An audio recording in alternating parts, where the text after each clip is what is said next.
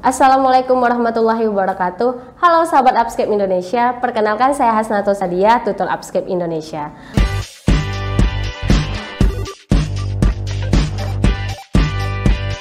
Bagaimana kabarnya hari ini sahabat Upscape? Semoga sahabat Upscape sehat selalu agar kita lebih semangat lagi belajarnya. Nah, kali ini kita akan membahas materi mengenai terapi oksigen. Bagaimana sahabat Upscape, sudah siap untuk belajar? Yuk simak video berikut ini.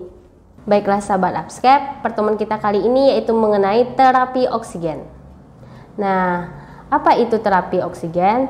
Terapi oksigen ini diindikasikan bagi penderita yang mengalami kondisi hipoksemia, di mana terjadinya PaO2-nya kurang dari 60 mm air raksa dan saturasi oksigennya adalah kurang dari 90%.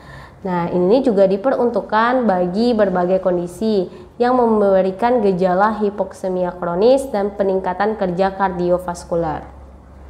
Di mana tujuan kita memberikan terapi oksigen kepada pasien yaitu untuk mengatasi hipoksemia, menurunkan usaha napas, dan untuk mengurangi kerja miokardium. Nah, untuk metode pemberian dari terapi oksigen itu memiliki dua jenis, yaitu sistem aliran rendah dan sistem aliran tinggi. Kita masuk dulu kepada sistem aliran rendah, yaitu terbagi menjadi yang pertama itu adanya kita kenal dengan kanula nasal atau nasal kanul atau disebut juga dengan nasal prong. Jadi ini adalah gambar dari nasal kanul, di mana pada nasal kanul ini ada indikasinya pada dewasa dan pada anak-anak. Di mana selang ini yaitu yang akan kita masukkan ke lubang hidung, di mana dia juga memiliki aliran rendah oksigen dengan tambahan dengan persentase yang rendah. Kecepatan yang dapat kita berikan pada pasien yang terpasang dengan nasal kanul ini adalah 1-6 liter per menit, di mana dia mampu memberikan oksigen dengan VO2-nya itu 25-45%. Nah, pasien yang terpasang dengan nasal kanul ini, jika dia terpasang dengan pemberian yang lama, dapat membuat mukosa hidungnya menjadi kering, sehingga kita juga harus memberikan pelembab pada pasien. Nah, pasien dengan pemasangan nasal kanul, dia juga dapat makan, minum, dan berbicara. Selanjutnya yang kedua kita kenal dengan sungkup muka sederhana atau simple face mask.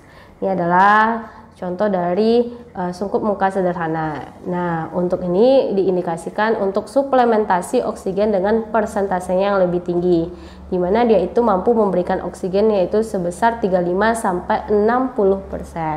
Nah, untuk kecepatannya itu adalah 6-50 liter per menit. Selanjutnya yaitu, nah ini adalah sungkup muka non-rebreathing mask atau NRM. Ini merupakan teknik pemberian oksigen dengan konsentrasi O2 di mana udara inspirasi tidak bercampur dengan udara ekspirasi.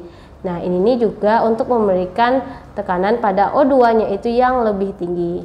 Jadi pada yang NRM ini dia itu memiliki sungkup pada bagian face mask-nya. Jadi ada sungkup yang dapat sehingga tidak terjadi percampuran udara inspirasi dan ekspirasi. Nah, untuk kecepatan yang dapat kita berikan yaitu sekitar 10-15 liter per menit. Selanjutnya yaitu sungkup muka rebreathing mask atau RM. Nah, ini adalah contoh dari rebreathing mask-nya. Dia itu mampu memberikan pemberian oksigennya itu sampai 50-60%. Nah, untuk alirannya itu sebesar 6-10 liter per menit. Dia itu terdapat kantong reservoir oksigen yang dipasang sehingga memungkinkan pasien menghirup udara kembali sepertiga udara yang telah dikeluarkannya.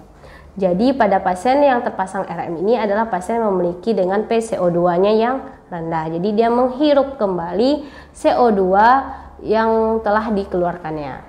Selanjutnya kita masuk ke sistem aliran tinggi. Nah, yang pertama yaitu sungkup muka venturi. Ini untuk indikasi titrasi persentase oksigen yang lebih tepat, yaitu memiliki kecepatan alirannya 4-8 liter per menit dengan pemberian oksigennya yaitu 24-60%.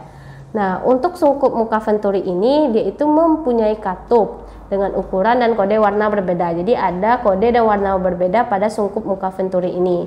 Jadi setiap alat memerlukan aliran gas tertentu untuk menghasilkan konsentrasi oksigen yang tetap. Selanjutnya yaitu adanya aerosol atau large volume nebulizer. Nah, ini adalah gambar dari aerosolnya, yaitu membutuhkan aliran oksigennya itu 10 sampai 15 liter per menit, dan dia itu dapat menghantarkan konsentrasi oksigen yaitu 28 sampai 100%. Nah, ini biasanya itu diindikasikan pada pasien memiliki sekret yang kental. Yang ketiga yaitu adanya kotak oksigen atau oxyhod, di mana dia itu mau digunakan pada bayi baru lahir. Nah, dia itu untuk menyediakan aliran oksigen yang dihumidifikasi secara terus-menerus dalam suatu lingkungan dengan temperatur udara yang terkontrol. Biasanya itu dapat menciptakan oksigennya itu mencapai 20%. Nah, yang perlu teman-teman ingat yaitu jika di dalam soal uji kompetensi menanyakan apa oksigen yang diberikan kepada pasien, jenisnya yaitu kita dapat menentukan dari tingkat dari SpO2 kondisi pasien, di mana untuk intervensi pemberian oksigennya itu jika SpO2-nya itu besar dari 95%, itu kita anggap normal. Jadi pasiennya itu hanya kita perlu monitoring dan tidak perlu kita terapi. Namun jika 91 sampai 94%, nah kita berikan dulu dia nasakanulnya itu 2 liter per menit sampai dengan SpO2-nya 95%. Jika kondisi pasien dengan SpO2-nya 85 sampai 90%, maka kita langsung intervensi segera pada SpO2-nya yaitu kurang dari 91%. Pasien kita elevasikan kepalanya dan minta pasien untuk bernafas dalam. Nah, kita memberikan oksigennya itu sampai nanti SpO2-nya itu besar dari 95%. Apa yang kita berikan? Yaitu kita dapat menggunakan simple mask atau non-rebreathing mask. Nah, kita juga perlu untuk melakukan penilaian pernafasan. Kapan kita melakukan suction atau kita harus persiapkan intubasi. Namun, jika SpO2 pasien kurang dari 85%, maka pasien itu membutuhkan oksigennya itu 100%. Nah, kita dapat melakukan yaitu kita atur dulu tempat duduk pasien, kita beri suction, pasien kita bantu untuk nafas dalam. Nah, kita berikan ventilasi manual dan lakukan intubasi. Oke, kita masuk ke contoh soal, yaitu seorang pria 80 tahun dirawat di rumah sakit dengan sepsis, pneumonia, hari perawatan ke-10, di mana kondisi pasien saat ini tampak sulit untuk bernafas atau nafasnya gasping, gelisah, dan penurunan tingkat kesadaran dengan GCS-nya 8. Nah, tekanan darah 104/87 mm air raksa, frekuensi nadi 113 kali per menit, frekuensi napas 30 kali per menit dengan suhu 37,9 derajat Celcius dan saturasi oksigennya 80%.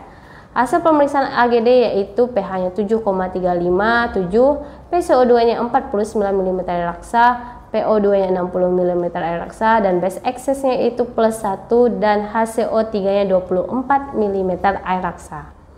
Apakah pemberian terapi oksigen yang tepat dilakukan? A. Non-rebreathing mask, B. nasal kanul, C. rebreathing mask, D. back valve mask, E. simple mask. Jawaban yang tepat yaitu adalah kita memberikan back valve mask atau BVM karena pasien ini mengalami hipoksemia. Nah, jika pasien mengalami hipoksemia, maka tindakan kita yaitu mencukupi proses dari ventilasi respirasi pasien tersebut.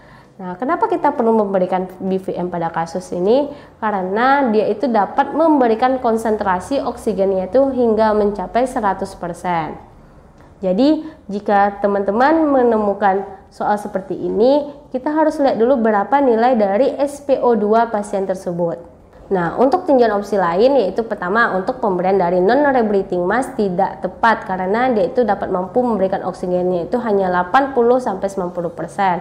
Nah, untuk nasal kanul juga tidak tepat karena dia itu mampu memberikan konsentrasi oksigen hanya 40%. Dan untuk rebreathing mask dia juga mampu memberikan konsentrasi oksigennya itu 70-80%. Sedangkan untuk simple mask juga tidak tepat karena dia hanya mampu memberikan terapi oksigen 60-70%. Jadi untuk materi terapi oksigen. Yang pertama adalah teman-teman harus tahu dulu ini termasuk sistem aliran rendah atau sistem aliran tinggi.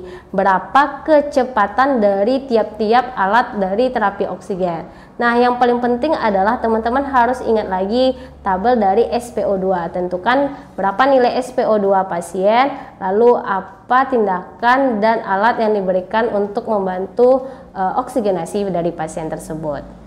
Demikianlah video pembelajaran kita kali ini, semoga bermanfaat bagi sahabat Upscape semua.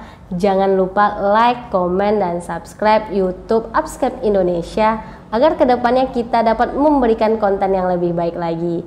Saya Hasna pamit undur diri, sampai bertemu di video berikutnya.